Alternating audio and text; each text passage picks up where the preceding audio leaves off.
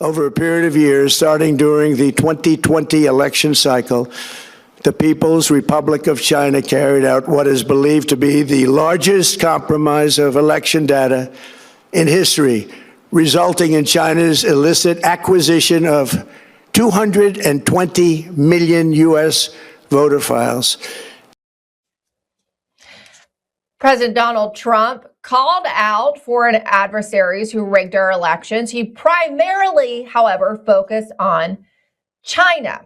Now, here are some of the key findings in President Trump's declassified document drop. This is actually a lot of information I think we probably know, but maybe not to the extent that it happened.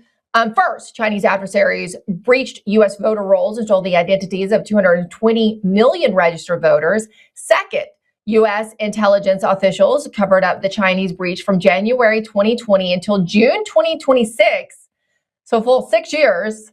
And number three, Venezuelan adversaries developed undetectable electronic hacks into voting systems and used them to I've been looking through the documents. They clarified that they might have used it to manipulate their elections. The president says they did use it to manipulate their elections, and we're going to hone in on that in particular with Patrick Byrd and Martine Rodil in the next half hour.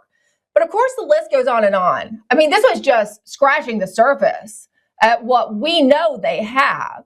But even just this bit that they presented right now proves that the president was 100% right in 2020 when he said the election was stolen from him.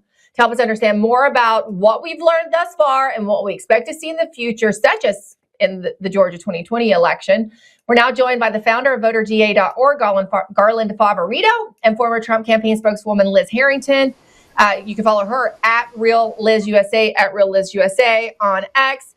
I always go ladies first. Sorry, Garland. So I had to ask you, Liz, because I know you and I feel a lot of the same ways about, the stolen election and our frustration with the lack of accountability and any kind of rectifying, fixing our election system going forward. You also worked intimately with the president when you were his spokesperson to help him understand the evidence that was out there. You did an excellent report during your time there. What did you make of it? I just want your initial reaction and thoughts there, Liz. Good to see you, Emerald. I mean, anytime President Trump's talking about 2020, I'm happy. So I love these people who say, oh, if this isn't about rehashing 2020, even the DHS secretary just said that. Oh, it's not about that. It's about fixing it going forward. Well, I personally would like to rehash 2020. If 2020 never happened, my mortgage would be lower, my grocery prices would be lower, my community would be safer. We wouldn't have had 20 million plus illegals in our country. So actually this matters. It matters to this day, to all the undoing that President Trump has had to work of what the Biden regime did.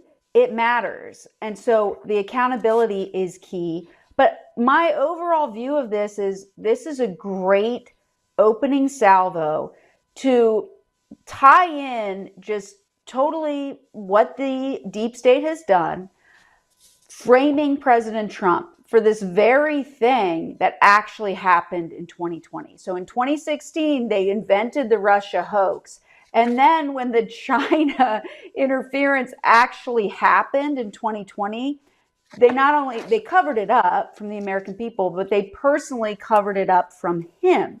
So he couldn't act on it, and he couldn't tell the public that this meddling was going on. So that's like the broad, view of what the big reveal was with China. But I was really happy about the other stuff he put out as well, Emerald, about Venezuela, because when you look at what the CIA knows, Smartmatic has an ongoing lawsuit with Fox News, which they should have been happy to, follow up their coverage of the speech with talking about this because they have an ongoing lawsuit. When the CIA said Smartmatic is a national security threat, they detailed they knew intimately all the ways that Venezuela was manipulating their machines, pre-programmed machines for election results in 2012. Gee, does that sound familiar? In pro-Chavez areas? Does that sound like Fulton or Maricopa or Wayne or Philadelphia or you name it? Any pro-Dem areas? I mean, this is stuff that clearly could have happened in 2020, and I believe it did. And then in 2020 in Venezuela, that huge piece of intel that they declassified, which they set up virtual machines to replicate fake results to make it look like it's real. That is exactly what we believe happened in Fulton County. So hopefully this is the opening salvo of what we will learn exactly happened in Fulton. I'm glad you brought up the virtual machines because this is exactly what the document says. It says, quote, Venezuela had developed detailed technical plans to manipulate the December 2020 National Assembly elections using technique involved creating a second set of virtual machines that would replicate legitimate voting machine results, then substitute manipulated data while making votes appear to originate from legitimate machines. Now, engineers who were involved in setting this up, this kind of system up, explained exactly how this works to me. And you know, Garland, so has J.Alex Halderman down in Georgia. He explained that the machines can do this, though he tries to act like, of course, they wouldn't have done it to Donald Trump. It has nothing to do with Donald Trump. But that cybersecurity professional out of Michigan in the Curling versus Ravensburger case. And this actually predates even the 2020 election, these questions. And you've been on this even longer than Liz and I. So what can you tell us from what you know about what they're working on or what you expect to see or, you know, just your reaction, Garland? And it's good to see. And I'll let our audience know you have you put out a great press release just to kind of put things into context for people as well that they can find at VoterGA.org. Right. Thank you. We're so great to be with you again, Emerald. And we were not worried, first of all, about Georgia because we know that there's still investigation going on. FBI is still looking at those documents. We didn't expect the president to talk about Georgia. And we also put out the fact that the piece about Warnock and Ossoff was a false fabricated news piece that came out of DC Reporter, Washington Reporter, something like that. But to get to your point, and here's what I can tell you, which I think is so fascinating, and it ties so much with what Liz has said, and it's also going to set up Martin as well as Patrick in the next segment. But so what we know from expert witness testimony and from forensics is that the Dominion voting system is set up to be accessed worldwide. They're all interconnected. And this is based on testimony from Clay Parikh and Ben Cotton, expert testimony in a case here in Georgia. And what they found is three things that are really critical. Number one is that the Dominion systems are all interconnected with what we call an X.509 certificate with a common shared value. So what that means to the average person is that all these machines have the same password. Then I'm talking about a technical network type password, so that you can get into any machine anywhere, any Dominion machine anywhere in the world. If you have an IP address of the machine, then you can get right in. What they also found is that Ben, in his forensic report, found that there were 3,000 program files modified on a county server after the system was installed for the 2020 election.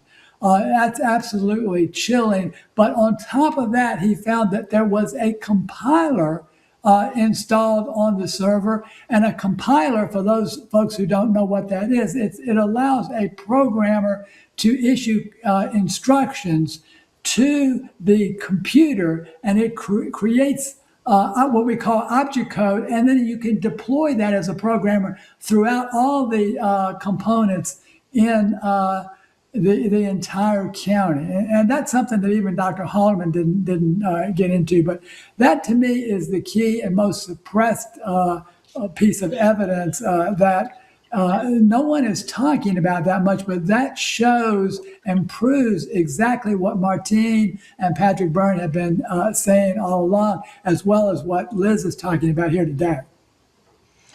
Well, then I have to ask you both. So I in going through the documents, the National Intelligence Council put out, this report following up that they released here in conjunction with the president's address. In it, they give some suggestions, mitigating threats to infrastructure suggestions, right?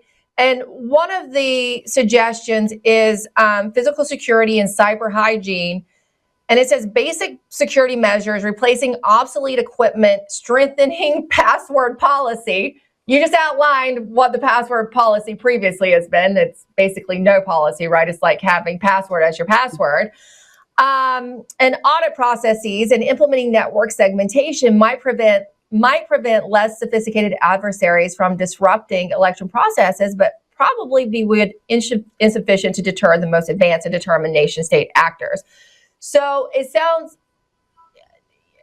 like they're suggesting you could secure the password. That's not going to fix it. So no matter if you do that kind of hygiene, these machines are still vulnerable. They can still be hacked. Is that what you're hearing from that statement? That is what yes, and I know that's not correct, and because there is no patch that Dominion or anyone else has that can secure these voting systems for the 2026 election. And we are trying to get that message back up to the president. Not sure he's completely got that yet. I think he knows that. Liz would probably help us make sure that the president knows that. But these systems cannot be secured. There's nothing that's going to solve that remote access problem I just told you about, because it's still going to exist. You could put any patch on there that you wanted, and they can change it tomorrow remotely. So it's just a fallacy. The machines have to go. We've got to have not only just hand-marked paper ballots, but publicly recorded hand counts, and that will ensure that the candidate who got the most votes actually is awarded the office. I agree. I worry in stopping short of just going ahead and putting some more information related to the machines out there, that there's an effort inside perhaps to keep the machine to keep the machines. Liz, I guess, is actually accurate. And you and I know how this works very well, because we've had front row seats to the shadow government that President Trump alluded to, who would very much like to keep these machines. So where do you think we're headed from here, Liz?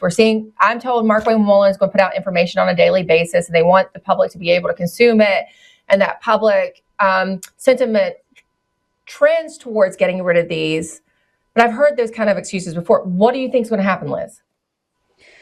Well, it does seem like there's a little bit of a battle to just kind of, put this information out there, but then only fix so much to keep kind of the underlying system in place. And what President Trump said last night is, anyone who hears any of this put together, this is a joke. We can't use this system. You'd be insane. And I like how he used this kind of moment to say, okay, pass the Save America Act. Obviously, that's not going to fix the machines, but it does go a long way to making it a lot more difficult for them to cheat.